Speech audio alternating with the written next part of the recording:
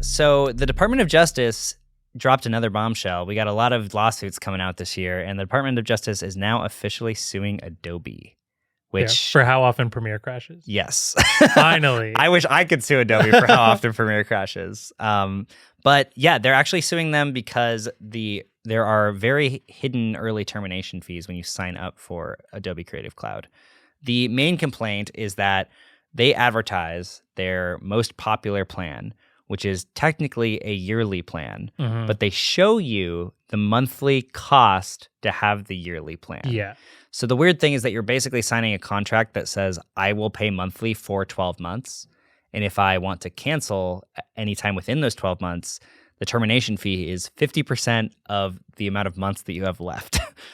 And it sounds like the confusing thing here is like, it's not uncommon for companies to offer cheaper by month if you commit. I mean, my climbing gym, if I pay each and every month, it is like maybe $35. But if I just pay for the entire year, it winds up being like $30 a month. Right. But it sounds like Adobe is when you get to that screen, it's just like first thing pre-selected X amount of money monthly, but in the terms and conditions, that's agreeing to a year and has these termination fees. Which is, that confusing. People don't know about. Like your gym membership thing, there was a climbing gym that I used to go to that you could pay for a year, but you would just pay for the year all at once. Yeah, You didn't pay monthly, but you were committing to a year. It's just it's a very weird thing. So like for this with Adobe, if I canceled after 6 months, how much would I have to pay? You would owe 3 months. Because it's 50% of the remaining pay. Yeah, because there's 6 months left and you're going to pay half of what the remaining is.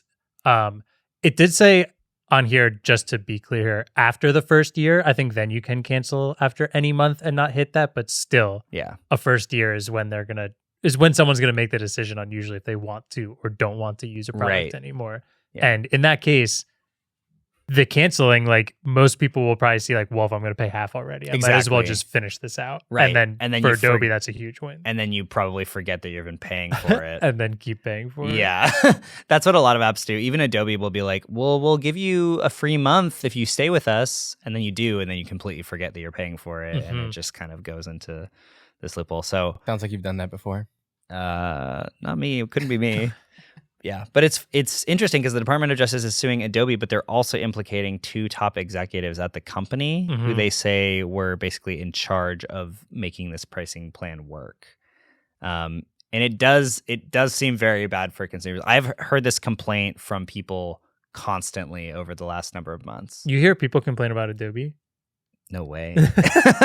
Never would have guessed. But specifically about their very confusing structure. I mean, their structure is confusing in a lot of different ways. Like they do have a lot of different, well, first of all, it's super expensive. Now it's just monthly. Like it's only subscription based, which everyone loves subscription based programs. It's very annoying. That's why Final Cut's just a one-time fee, right? Well, if you get the laptop version, the iPad version is $5 a month.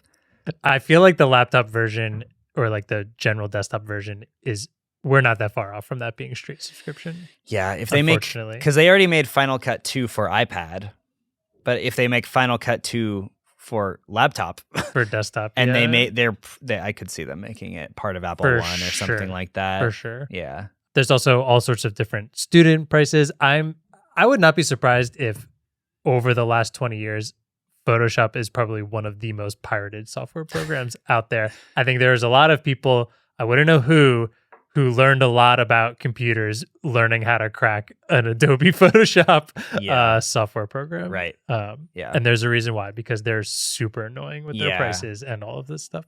Yeah, a lot of people that I know will pay for the plan because they like the integration between the apps. Sure. So like a lot of people use Premiere because it links to After Effects. So when you're making things in After Effects, you can just hit save and it automatically updates in Premiere.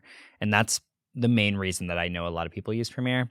Just saying, Resolve from DaVinci is free. You could use that. Final Cut, if you're on a Mac, is $300 once. Premiere also works with Audition, though. Yeah. I'm saying this as a Premiere user who has the opportunity to switch to Final Cut, and I've just been in Premiere for so long. Yeah. I still love it. I like Adobe's suite. I do too. There's a lot of things about Adobe that I used Premiere for like 10 years, and I like Premiere better, but it was just so unstable so consistently. And people have told me recently that it's crashing less, but Yeah, I don't get it quite as often. Yeah. And Mariah is a huge Premiere proponent. She Yeah. says like a lot of the coloring and a lot of the different stuff that's available in Yeah. it is just far better than Final what Cut's she does lacking with. a lot in a lot of ways. That honestly, I think the main reason that we tend to use Final Cut around here is that it auto saves literally every single time you do anything. So it does not crash and freeze that often. When it does, you can just close it. When you reopen it, you're exactly where you left off. Where I have had so many times in Premiere where I'd work for half an hour, it would crash, and then I would just lose everything, and there wouldn't be an autosave. I feel there definitely You is can an change autosave the autosave setting, frequency. I remember a long time ago, just like muscle memory, just like Command or Control S on like a like an inner timer in my head, like every 2 minutes. Like I'm not even. I like watch back the clips, just like cool Control S, and then the little loading bar comes up. Yeah. So at least once a week, I hear Mariah say, "This would be so easy on Premiere." And then she finishes exporting and gets to leave at 5 o'clock instead of 7 o'clock when it takes to finish. That's true. Exporting. That's true. But I think the wildest thing about this is the fact that they're specifically targeting 2 executives who they said. It also says in here that customer service representatives would intentionally drop or disconnect calls. Everyone knows that's what they're alleging. But like calling customer support, it takes so long to finally talk to someone. And then you finally get to maybe a point in where something's happening. And if that disconnects, the last thing you want to do is restart that process. Because if you didn't get some sort of like reference number that you can bring back and just get back into the call, half the time that doesn't help or doesn't let you skip any line, I would probably give up also. So the fact that there's allegedly intentionally doing that, which wouldn't surprise me, is crazy. What is this? Some users report that while trying to cancel, they were put into software loops that would not let them cancel.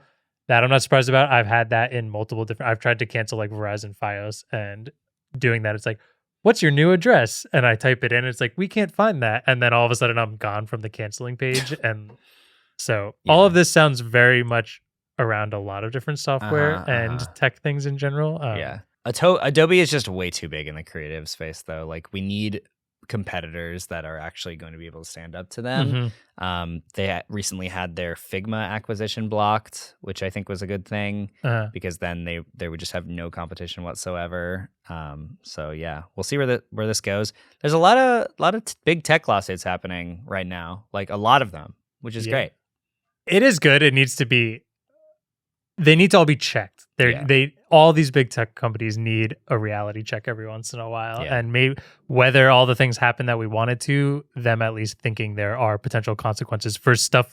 This is an absurd, like almost no way of seeing that you're just going to get this phantom charge later for canceling is pretty wild. But you were talking about alternatives. Adam, you just started using Pixelmator. What do you think of it so far? I really like it. It's what Brandon uses. So for as long as I've started here, actually, I don't think I've ever seen Brandon's him always use used Photoshop. He's always used Pixelmator. And it's a little different. Like the UI and everything about it is not what I'm used to with Photoshop. But once you learn where everything is, it kind of does all the same things.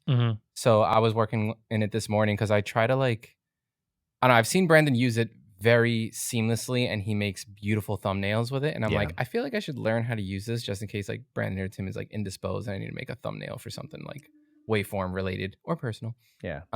So it's like an easy to learn software in that sense, but it's a standalone software as well. So I also think it's Mac only, I believe. Is it? I think so. I don't think it's on Windows or anything else. Its layout in general looks like it would want to be on like an iPad or something like that. Like it's very basic with lots of sliders and panels on the side where like I think Photoshop thrives in knowing shortcuts and knowing tools, stuff like that, where toolbars are so little because most of the people using it are so just like efficient in it already.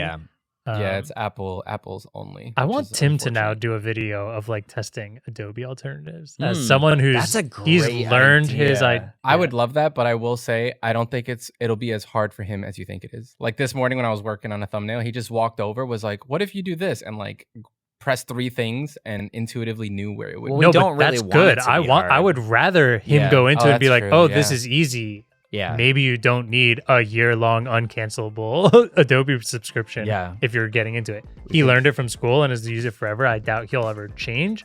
Yeah. But him showing how powerful they could be We be could a totally really cool do our graphic designer test Adobe alternatives. Yeah. That would would be probably cool, be a yeah. great video. That'd be sick. So, have you ever seen something this blue before? It's remember we had that conversation about they don't make fun colors for things that are like the pro versions.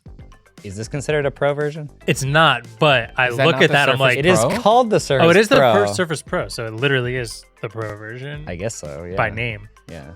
I look at it, I'm like, I love that blue, and then I'm like, I would never buy that blue. So You wouldn't buy this? I understand why they don't make. You wouldn't buy this? I like I it. don't think I so. like it. I really like it. I- It's very blue. It Very matches blue. your hat, kind of. There's more blue. Not- Not at I all. mean, it's it's in blue. the sense that they're both blue. They're yeah. both blue. Yeah. Yeah. I'm glad that they're keeping Alcantara for something. Like, Yeah. I always thought it was a little weird on their laptops, but I weirdly liked it because it just felt like a Surface laptop when they had it, and Wait, I'm is glad this something Alcantara? about it, or whatever they're considering it. Yeah, now. whatever it is. The fabric. You know what the opposite of blue is? Like and subscribe. Green? I was gonna say red, but Is it red on the color wheel? I don't think know. it is. I was just trying to get to red for the subscribe. Is there button. anything? Oh, the subscribe button? Yeah. Is it actually the opposite though? What is the opposite of blue? Maybe I should just ask. No, the opposite Copilot. of blue is like yellow. I was gonna say yellow, but then that's based on the color I mean- triangle. And is there an opposite? Well, yeah, this specific shade of blue, the opposite could be red. It's like a deep orange. I'm red gonna kind of ask thing. Copilot. Let's see. Are you pressing the button that does nothing? I did. No, it does something now because Oh, I had the okay. FN button. Oh, pressed I for me. see. I see. The opposite. There's of still the blue. clips out your Yes. I think so. On the color wheel. Okay, it's. If you're watching, I appreciate the opposite blue of the If you color like wheel this is video- yellow. you'll figure this out faster. Artists everywhere are just yelling at us. If you're looking to create a harmonious color scheme or neutralize blue, consider pairing it with yellow. Do you like blue and yellow, blue and yellow, Blue and yellow, blue and yellow. That might have worked well on the color things on the home screen of the iPhone. Yeah, you need complementary colors. Complementary colors. This is what I'm saying. Complementary colors. If it's all the same color, it doesn't look good, in my opinion. My most humble opinion. I'm But humble. you know what does look good? Hitting the subscribe Smashing that button. subscribe button. That's right. Thanks. Bye. Do it.